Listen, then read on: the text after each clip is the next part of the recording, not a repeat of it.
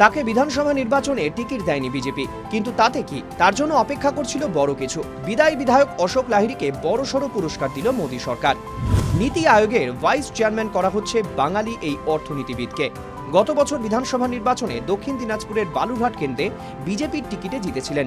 26-এর ভোটে টিকিট না পাওয়ায় আলোচনা জল্পনা শুরু হয়। সেই জল্পনায় জল ঢেলে এবার কেন্দ্রের বড়সড় পদে বসলেন অশোক লাহিড়ী।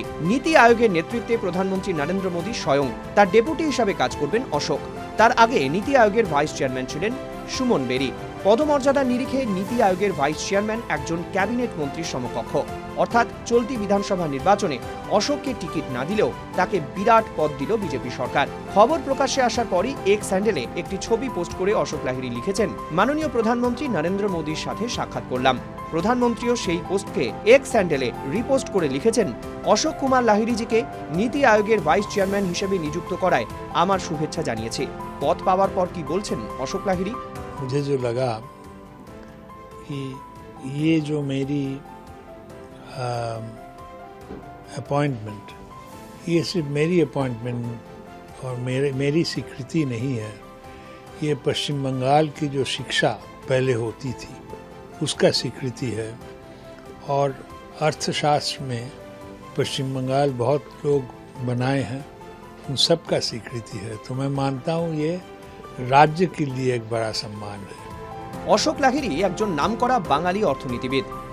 ভারত সরকারের দ্বাদশ চিফ ইকোনমিক অ্যাডভাইজারের পদ সামলেছেন। অটল বিহারী বাজপেয়ী, ডক্টর মনমোহন সিং দুই প্রধানমন্ত্রীর সঙ্গে কাজ করেছেন। World bank, IMF, Asian development bank, Bandhan ব্যাংকে কাজ করেছেন।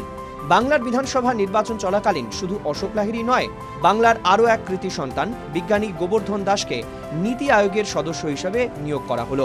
অশোক লাহিড়ীর মতো 2021 সালে বিধানসভা নির্বাচনে বিজেপির হয়ে প্রতিদ্বন্দ্বিতা করেছিলেন বিশিষ্ট ইমিউনোলজিস্ট গোবর্ধন দাস। তবে পূর্বস্থলী উত্তর কেন্দ্রে তৃণমূলের তপন চট্টোপাধ্যায়ের বিরুদ্ধে 6,500-এরও কিছু বেশি ভোটে পরাজিত হয়েছিলেন। গোবর্ধন দিল্লি জওহরলাল নেহেরু বিশ্ববিদ্যালয়ের অধ্যাপক ছিলেন। IISER ভোপালের ডিরেক্টর পদেও দায়িত্ব পালন করেছেন।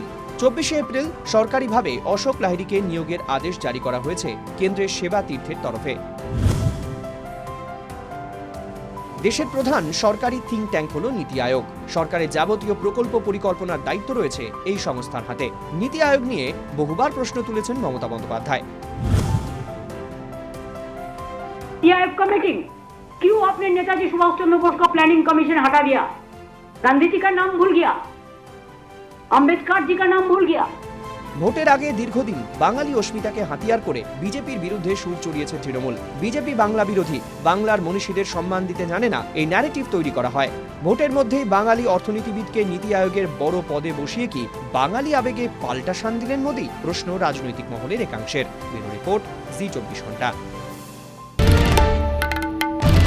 বাংলার আওয়াজ, বাঙালির আবেগ, জি 24 ঘন্টা।